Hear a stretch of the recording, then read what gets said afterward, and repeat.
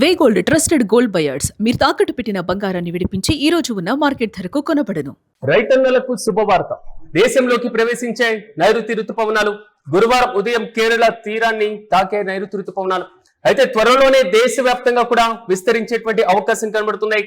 June 2వ వారంలో Andhra Pradesh తెలంగాణలోకి entry ఇవ్వబోతున్నాయి. రుతుపవనాల రాకతో కేరళ వ్యాప్తంగా వర్షాలు కురుస్తున్నాయి. మరోవైపు కర్ణాటక, తమిళనాడు రాష్ట్రాల్లోనూ భారీ వర్షాలకి సూచన ఇచ్చింది వాతావరణ శాఖ. ఏడాది ఎల్నినో ప్రభావం ఉంటుందంటుంది వాతావరణ శాఖ.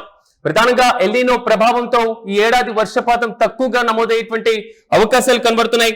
మరి ముఖ్యంగా పాశ్చాత్య దేశాల్లో నమోదయ్యేటువంటి ఎల్నినో ప్రభావం భారతదేశం పైన చాలా స్పష్టంగా పడుతుంది. ఇప్పటికే కొన్ని ప్రాంతాల్లో అతివృష్టి, అనావృష్టి తరహాలో పడితే అధిక వర్షపాతం లేదా అసలు వర్షపాతం లేనటువంటి పరిస్థితులే మనకు కనబడ్డాయి. తాజాగా ఎల్నినో ప్రభావంతో ఈసారి నైరుతి రుతుపవనాల రాక కొంతవరకు ఆలస్యమయ్యేటువంటి అవకాశం కనబడుతుంది అనేటువంటి వాదన బలంగా వినబడింది. అయితే జూన్ మొదటి వారంలో సాధారణంగా భారతదేశంలో నైరుతి రుతుపవనాలు ప్రవేశించడం, ఆ తర్వాత తమిళనాడు, అదేవిధంగా దక్షిణ కర్ణాటక ప్రాంతాల్లో అట్నుంచి ఉమ్మడి ఆంధ్రప్రదేశ్ రాష్ట్రాల్లో దీని ప్రభావం ఎక్కువగా ఉంటుంది.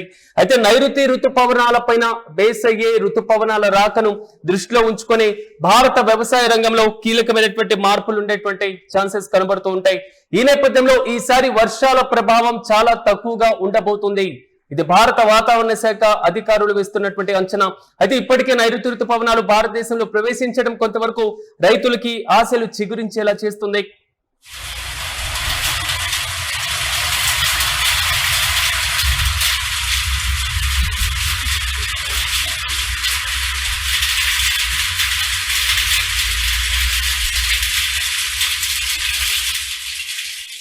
ఇక ఇదే అంశంపై మరింత సమాచారం మా ప్రతినిధి సత్య అందిస్తారు. సత్య, చెప్పండి, దేశంలోకి ఎట్టకేలకు నైరుతి రుతుపవనాలు అయితే వచ్చేసినాయి, ఎలా చూడొచ్చు అంటారు? పూర్తి అప్డేట్స్ ఏంటి?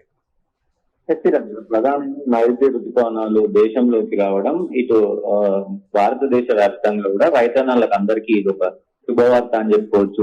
సాగు చేసే అంటే భూమిని సాగు చేసే ప్రతి రైతుకు కూడా ఇది ఒక శుభ పరిణామం అని చెప్పొచ్చు. అయితే ఈ ఏడాది ప్రధానంగా ఎల్ నీనో ప్రాబ్లం గా వర్షపాతం అనేది కొంత సాధారణ కంటే కూడా తక్కువ పడుతుంది అని అయితే మరి వాతావరణ శాఖ చెప్తున్న పరిస్థితి కనబడుతా ఉంది. అయితే ఈ రోజు ఉదయమే రుతుపవనాలు కేరళ తీరాన్ని తాకాయి. కేరళ వ్యాప్తంగా వర్షాలు కురుస్తున్నాయి. ఇటు కర్ణాటక, తమిళనాడు రాష్ట్రాలు కూడా భారీ వర్ష సూచన ఉంది. సో ఎల్లో అలర్ట్ మరి జారీ చేసిన పరిస్థితి అయితే కనబడుతా ఉంది. దాంతో పాటు తెలుగు రాష్ట్రాల్లో కూడా ఉమ్మడి ఆంధ్రప్రదేశ్ అలాగే మొత్తం తెలంగాణ రాష్ట్రంతో సహా రెండు వారాల్లో ఈ వారం కాదు, నెక్స్ట్ వారంలో మళ్ళీ మొత్తం కూడా రుతుపవనాలు ప్రవేశించే అవకాశం ఉంది. ఖచ్చితంగా ఈ వారం రోజులలో ఏదైతే జూన్ 14 తర్వాత మరి వర్షాలు పడే అవకాశం ఉందని కూడా మరి వాతావరణ శాఖ అయితే వెల్లడిస్తున్న పరిస్థితి కనబడుతా ఉంది. దాంతో పాటు రైతన్నులు కూడా అందరూ సంతోషిస్తున్న పరిస్థితి కనబడుతుంది. ఎల్నినో ప్రభావం వల్ల ఖచ్చితంగా ఈ ఏడాది సాధారణం కంటే అతి తక్కువ వర్షం కురిసే అవకాశం ఉంది. వర్షాలు సరిగా పడకపోతే మరి విత్తనాలు వేయడం ఆలస్యం కావచ్చు అనేది కూడా మరి వాతావరణ శాఖ చెప్తా ఉంది. దాంతో పాటు కొంత వర్షాలు తక్కువగా కురిస్తే జలాశయాలు నీటి నిల్వలు కూడా తగ్గే ప్రమాదం ఉంది. సో రైతన్నలు విత్తనాలు వేసేటప్పుడు కూడా కొంత ఆచితూచి వేయాలి. ఖచ్చితంగా నేల తగినంత పదును అంటే వర్షపాతం కనీసం 50 నుంచి 60 మిల్లీమీటర్ల వర్షపాతం పడితేనే మరి ఆ తర్వాతనే విత్తనాలు వేయాలంటూ కూడా మరి ఇప్పటికే వాతావరణ శాఖ అయితే చెప్తున్న పరిస్థితి కనబడుతా ఉంది. ఈ ఏడాది తక్కువ నీటితో తక్కువ రోజులు అంటే తక్కువ వర్షం పడే అవకాశం ఉంది. కాబట్టి ఈ ప్రత్యామ్నాయ పంటలు అంటే వరి ఇట్లాంటివి కాకుండా వర్షం ఆధారిత ఏదైతే నీరు ఆధారిత పంటలు కాకుండా వేరే ప్రత్యామ్నాయ పంటలు వేయాలని కూడా మరి ఐఎండి అయితే హెచ్చరిస్తున్న పరిస్థితి కనబడతా ఉంది. పొలాల్లో తేమను నిలిపి ఉంచేలా అంతర కృషి చేయాలి, మొత్తం కూడా మల్చింగ్ చేయాలంటూ కూడా మరి నీటి సంరక్షణ శాఖ ఇలాంటి సందర్భంలోనే అంటే ఆల్మోస్ట్ పూర్తి స్థాయిలో నైరుతి రుతుపవనాల ప్రభావం కొంతవరకు తగ్గింది అంటే సో ఉష్ణోగ్రతలు కూడా పెరిగేటువంటి అవకాశం ఉండొచ్చు. అంటే స్వల్ప వర్షపాతం ఉన్నటువంటి ప్రాంతాల్లో ఆల్మోస్ట్ ఉష్ణోగ్రతలు పెరుగుతాయి అనుకోవచ్చు, అలాంటి ఛాన్సెస్ ఉంటాయా? అంటే ప్రధానంగా సిరాజ్ గతంలో అంటే దాదాపు కొన్ని సంవత్సరాల కాలంగా కూడా ఎప్పుడైనా మనకి మే ఎండింగ్ లో అంటే మే 20, 25, 30 ఈ టైంలో మనకి అంటే అకాల వర్షాలు కురిసేది, కొంత అంటే రైతులకు చాలా ఇబ్బంది పెట్టే పరిస్థితి ఉండేది. కానీ ఎప్పుడు కూడా ఈ జూన్ రాకముందుకే వర్షాలు కొంత ముందే వర్షాలు వచ్చేది. కానీ ఈసారి మాత్రం ఖచ్చితంగా అంటే జూన్ వచ్చిన తర్వాత కూడా దాదాపు 4 రోజులు 5 రోజులు అవుతుంది. అయినా కానీ వర్ష ప్రభావం కానీ ఎండ తీవ్రత కానీ ఇప్పటికీ తగ్గలేదు. మేలో ఎలా ఉందో ఎండ ఇప్పటికీ కూడా అలాగే ఉంది కాబట్టి ఖచ్చితంగా దీని కొరకే ఏదైతే వాతావరణ శాఖ కూడా దీని కొరకే ఖచ్చితంగా ఈసారి కొంత వర్షాలు కొంత తక్కువ పడతాయి, ఖచ్చితంగా ఎఫెక్ట్ ఉంటుంది అంటూ కూడా మరి వాళ్ళు చెప్తా ఉన్నారు. మీరన్నట్లు ఈ వర్షం పడకపోవడంతో అందరూ ఇబ్బంది పడే అవకాశం ఉంటది. ఉన్న నీటిని ఏదైతే పంటలు వేసే వాళ్ళు దానికి వర్షం లేకుండా, ఏదైతే నీరు లేకుండా మరి ఏదైతే పంటలు ఉంటాయో వాటిని వేసుకోవాలి. దాంతో పాటు ఉన్న నిల్వలు కూడా కొంత తక్కువ ఖర్చు చేసుకోవాలి అని కూడా చెప్తున్న పరిస్థితి కనబడుతా ఉంది. ఉన్న నీటిని నిల్వలు చేసుకోవాలి, ఖచ్చితంగా చూసి వాడుకోవాలి అని చెప్తా ఉన్నారు. ఎండలు కూడా గతంలో లేని విధంగా ఎండలు జూన్ లో కూడా విపరీతంగా ఎండలు కొడుతున్నాయి. దానికి ప్రధాన ముఖ్య కారణం ఏదైతే ఈ ఎల్ నీనో ఉందో దాని వల్లే ఇదంతా కూడా జరుగుతుందని చెప్పుకోవచ్చు.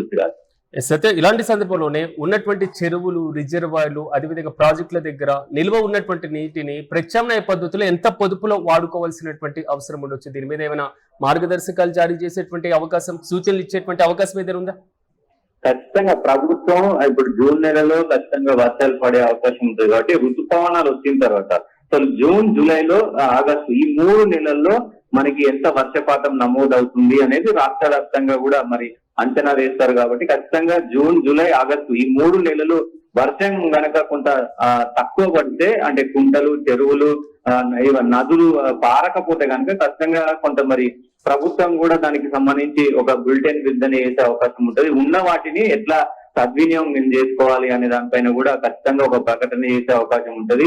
చూడాలి మరి ఈసారి అంటే ప్రభుత్వంతో పాటు ఇటు వాతావరణ శాఖ చెప్తున్నప్పటికీ కూడా వాతావరణంలో చాలా అనేక మార్పులు జరుగుతుంటాయి. అంటే ఒక్కొక్కసారి ఐఎండి చెప్పిన దాని ప్రకారం జరగకపోవచ్చు, ఒక్కొక్కసారి జరగవచ్చు. వాళ్ళు అంచనా మాత్రమే చెప్తారు కాబట్టి ఖచ్చితంగా వాతావరణంలో కరెక్ట్ ఎగ్జాక్ట్ ఏం జరుగుతుందో అనేది మనం చెప్పలేము. కాబట్టి చూడాలి ఈ 3 నెలల్లో మరి వర్షపాతం ఖచ్చితంగా మరి తక్కువ ఉంటే గనక ఈ కండిషన్లు అన్ని పెట్టే అవకాశం ఉంటది.